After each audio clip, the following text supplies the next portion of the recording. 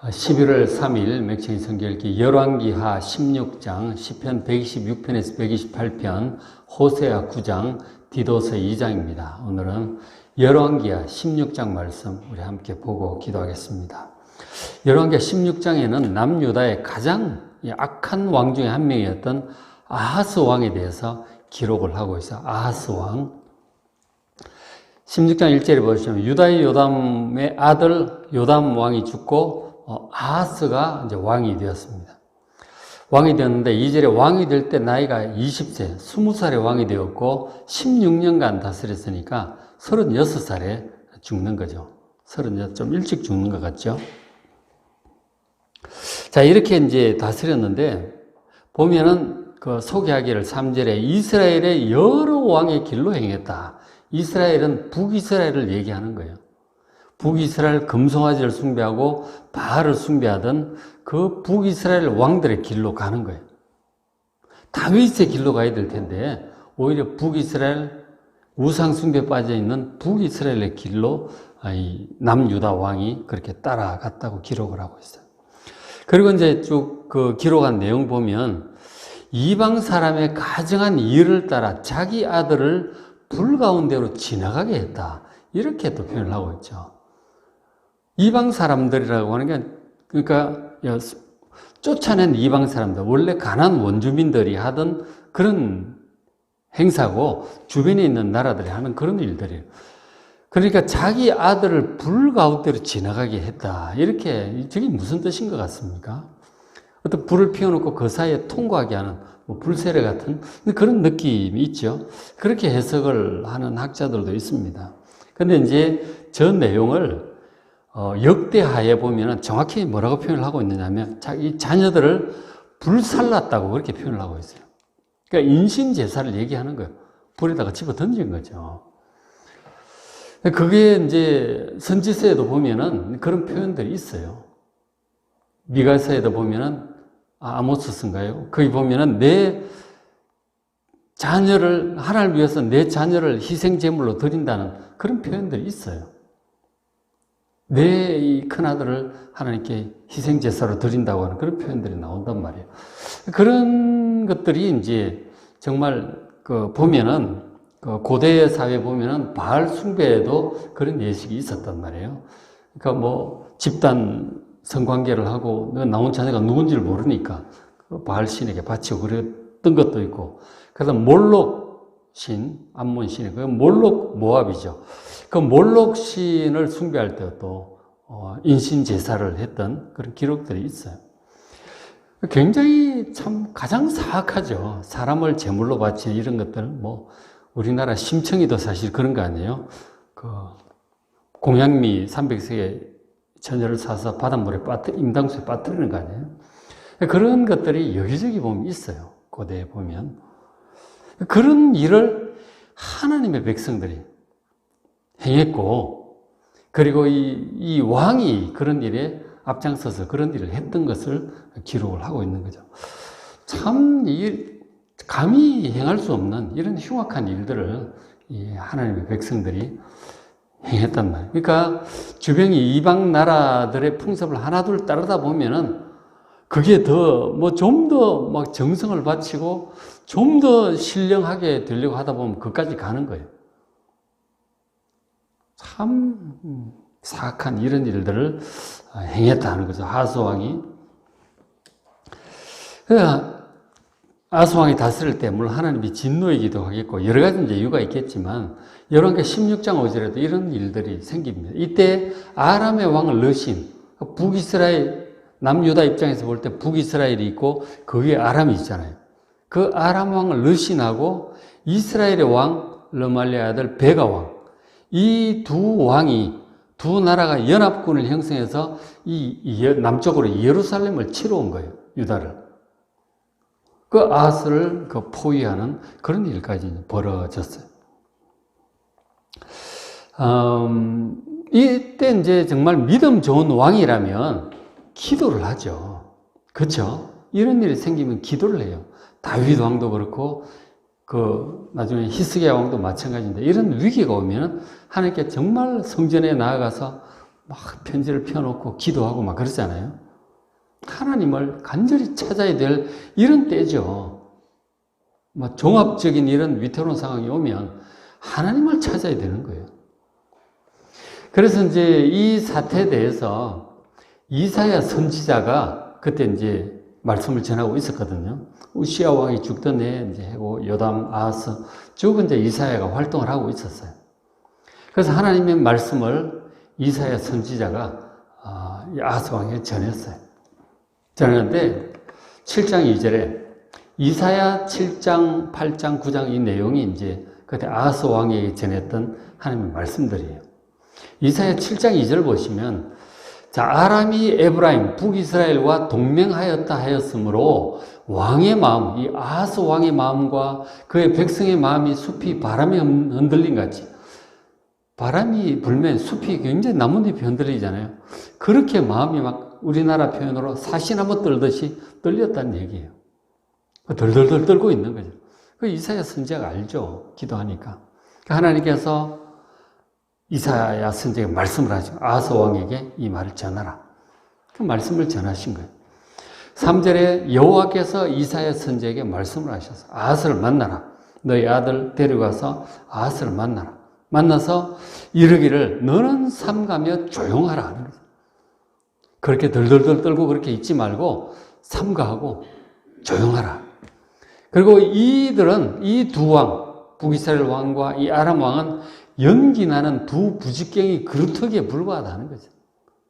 부직갱이 그루터기 나무 이 그루덩이 부직갱이 같은 거 거기에 불 붙어가지고 하는 거지 그거 별거 아니다. 그러니 두려워하지 말고 낙심하지 말라고 하나님께서 분명히 이사야를 통해서 말씀을 전하셨어요. 그리고 하나님께 두려우면 하나님께 표적을 구하라고 그런 말씀도 하고 그러셨거든요. 근데 아하스 왕이 듣지 않습니다. 나는 구하지 않겠다. 하나님을 믿질 않아요. 이 아하스 왕이. 그 가장 신령한 선지자 중에 한 사람이 이사야 선지자잖아요. 정말 메시아에 관해서도 예언하시고 쫙 막 그 구원의 완성까지 예언한 너무너무 영성이 깊고 하나님과 깊이 교통한 그런 왕이었 그 선지자였는데 그 전해주는 말씀을 듣지 않습니다. 그 앞에 요담 왕 때도 하나님 말씀을 전했고 나중에 히스기야 때도 오래도록 말씀을 전하는데 듣질 않아요. 그리고 이제 이사야 선지자가 이사야 7장, 8장, 9장 보면 이 아수르 왕에 대해서 경고를 합니다. 결국에 아수르 왕이 막 큰 하수처럼 막 다 점령할 것이다. 아수르를 조심해야 된다고 경고를 많이 해요. 경고를 하는데 이 아하스가 그 전하는 하나님의 말씀을 듣고도 어떻게 하는 줄 아십니까? 열왕기하 16장 다시 돌아오면 열왕기하 16장 7절에 이 아하스가 하나님을 의지하지 않고 오히려 아수르 왕 디글랏 빌레셀에게 사자를 보내서 메신저를 보내서 얘기를 합니다. 나는 왕의 신복입니다. 그리고 왕의 아들입니다. 아주 굴욕적인 자세죠. 완전히 납작 엎드리겠으니 당신을 섬기겠으니 와서 도와달라 그렇게 얘기를 해요. 이제 아람 왕과 이스라엘 왕이 나를 친히 청하건대 나를 구원하소서. 하나님께 구원해달라고 기도를 해야지. 지금 아하스 왕에게 구원해달라고 이렇게 지금 사신을 보내서 부탁을 하고 있는 거예요. 근데 이 도와달라고 하는 게 그냥 되겠어요? 거리도 꽤 먼데. 그래서 8절에 아하스 왕이 여호와의 성전 그리고 왕궁 곳간에 있는 은금을 다 내다가 아수르 왕에게 예물로 보냅니다. 도와달라고 해야 되니까. 사실 전쟁을 이 왕들이 하고 하는 것을 보면 전쟁에서 그 왕궁을 다 털어가는 거죠. 왕궁에 보물들이 다 있으니까 나라의 전체에서 그 보물들 다 털어가는 거예요. 그러니까 이렇게 아예 갖다 바치는 거죠. 갖다 바치고 이 두 왕의 공격으로부터 나를 도와달라고 하는 거죠. 그러니까 이 남유다 위에 이스라엘 그 위에 아람이 있는데 그 동북도 쪽에 멀리 이제 아수르가 있단 말이에요. 아수르가 당시 BC 한 730년경이란 말이에요. 735년, 4년, 3년 그때 되는데 굉장히 강하게 부상을 하고 있었거든요. 아수르가. 그러니까 가까운 적을 칠 때는 또 멀리 있는 적을 또 불러서 이렇게 뒤를 치고 이제 그런 전술들이 있단 말이에요. 그런 이제 작전으로 하는 것이죠. 도와달라. 당신이 와서 이들을 공격하면 내가 이 위기에서 벗어날 수 있겠다. 이제 그렇게 된 거죠. 근데 이제 디글랏 빌레셀 왕이 이제 굉장히 강한 왕이었어요. 저때 이제 아수르가 다시 한번 굉장히 강하게 일어서는 그런 때였거든요. 그리고 정복력이 많은 강한 그런 왕이었고요. 그 지금 이제 그 지역 전체를 통일을 하고 정복하고 막 그렇게 하고 있는데 지금 이 유다 왕에게서는 편지가 오니까 잘 됐다 싶은 거죠. 안 그래도 지금 그쪽을 이 가나안 쪽을 치러 가려고 준비하고 있는데 연락이 오죽 잘 됐어요. 바로 군사를 꾸려가지고 와가지고 아람을 칩니다. 아람이 이제 아수르 쪽에서 오면 가장 가까운 지역이니까 그쪽부터 이제 북이스라엘, 남유다 이렇게 내려오는 거예요. 잘 됐다 싶어가지고 이 아람의 수도 다마스커스죠. 그것을 공격해서 바로 무너뜨립니다. 그만큼 강한 힘을 가지고 있었던 것이죠. 지금 이제 그것 때문에 결국은 이 북이스라엘과 아람이 남유다 공격하다가 결국은 이제 못하게 되죠. 그래서 남유다 입장에서는 어쨌든 위기는 벗어났어. 그 아수르의 공격을. 근데 이제 그때부터 이 유다가 이제 아수르의 간섭을 아주 심하게 받게 되는 거예요. 의지도 하면서 간섭을 심하게 받게 되는 거예요. 계속 이제 그렇게 여차하면은 또 오고 그렇게 하는 것이죠. 그러니까 이런 상황인데, 그 나중에 이제 보시겠지만은 이 아스가 죽고 이제 그 다음 왕이 히스기야예요. 히스기야한테 또 공격을 오죠, 아수르가. 결국은 이제 그때 북이스라엘도 멸망하고 또 남유다까지 치러 내려오고 아수르가 계속은 이렇게 깡패짓을 사실 하는 것이죠. 근데 이 아스가 아수르를 이제 세력을 불러들이는 거예요. 외세를 불러들이는 것이죠. 근데 그것이 이제 결국은 계속 거기에 짓밟히는 그런 결과를 가져옵니다. 하나님께 기도를 했어야 되는 거예요. 근데 그 아들인 아하스 왕은 같은 위기일 때 하나님께 기도를 해요. 이사야 선지자의 말을 듣고 의지하면서 함께 하나님께 기도해서 이 아수르를 물리쳐요. 그렇게 했어야 되는 거죠. 그러나 이 아하스는 믿음도 없고 이사야 선지자가 전해주는 그 하나님의 말씀을 듣지도 않고 다른 것들을 의지하고 막 그렇게 해서 오히려 아수르를 불러들여서 거기에 계속 시들리게 되는 그런 이제 일을 초래하게 되는 거죠. 속국 비슷하게 되어간 거죠. 그런데 아하스 왕이 더 잘못한 것이 또 하나 더 있어요. 보시면은 16장 10절에 이 아수르가 이제 왔잖아요. 와서 도와줬는데 자기를 도와준 이 아수르 왕을 만나려고 이 아하스 왕이 올라갑니다. 다메섹으로 가요. 자, 16장 10절 이 아하스 왕이 아수르 왕 디글랏 빌레셀을 만나러 다메섹에 갑니다. 북쪽으로 갔어요. 갔다가 거기 무슨 일이 생기느냐 하면 거기 다메섹에 있는 제단을 봐요. 그 자기 신들을 섬기는 제단이죠. 그것을 보고 아주 근사하게 보였나 봐.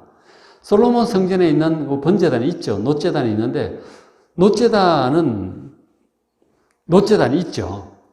놋제단이 있는데 그것보다 훨씬 더 근사하게 보였던 것 같아요. 아주 막 훨씬 더 크고 장엄하게 잘 만들어 놨나 보죠. 다 이제 고대 제사들을 하고 막 그랬으니까.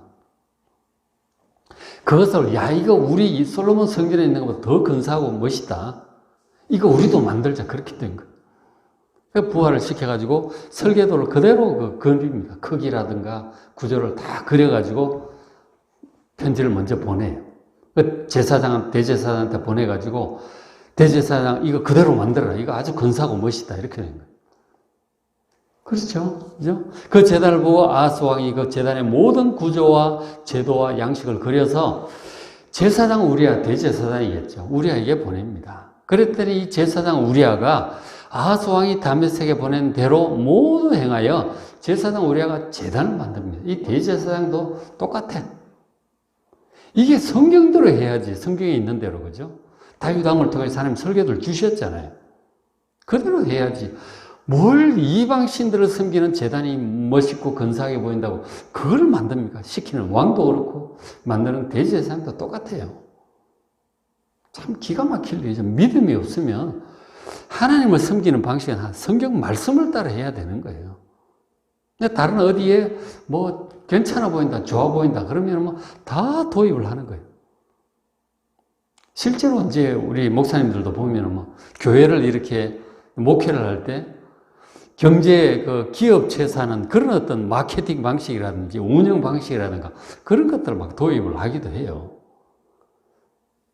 조직을 운영해 가는 데 있어서 그게 더 효율적이라고 생각이 되는 거죠. 그런 것들이 참 거기에서 지혜를 구하는 거죠. 심리학에서 지혜를 구하고 정치학에서 지혜를 구하고 뭐 마케팅 쪽에서 지혜를 구해서 전도 방법에 응용을 하고 이제 이런 식으로 되면 그게 괜찮아 보이는 것 같은데 참 과연 어떨까 싶어요. 그죠? 교육학에 뭐 심리학 이런 것들을 이제 도입을 해요.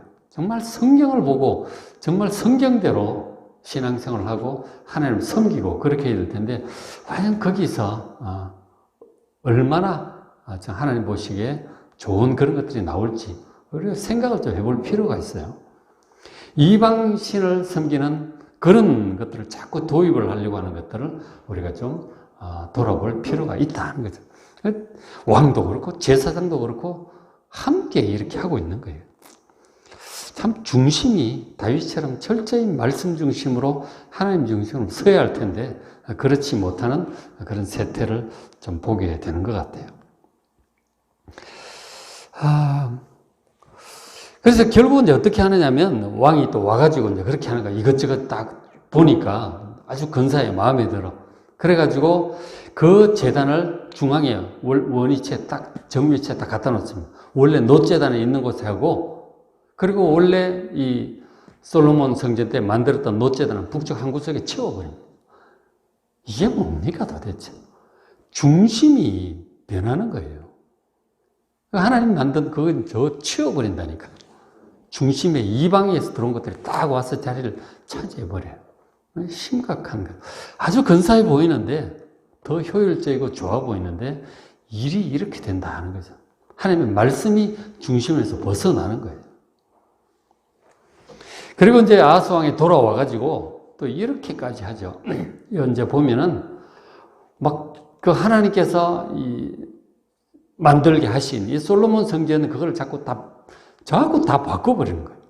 위치에 옮기고 떼버리고 구조도 바꾸고 다 바꿔버려요. 그리고 이제 그 역대상에는 그렇게 열왕기상에는 그렇게 표현을 하고 있는데 표현하기를 뭐 보면은 열왕기하 16장 17절 읽어드릴게요.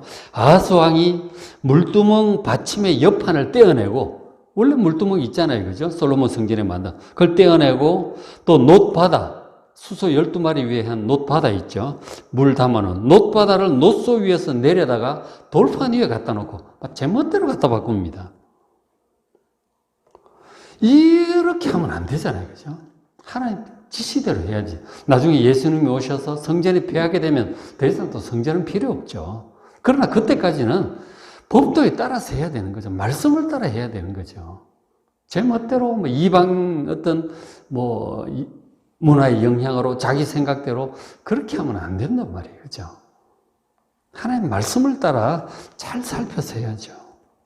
그리고 이제 그뿐만 아니고 이제 역대하에 보면은 이렇게 기록을 하고 있잖아요. 역대하 28장 24절에 역대하 28장이 아하스 왕에 관한 기록이었는데 두 개 다 비교를 해서 보시면 좋아요.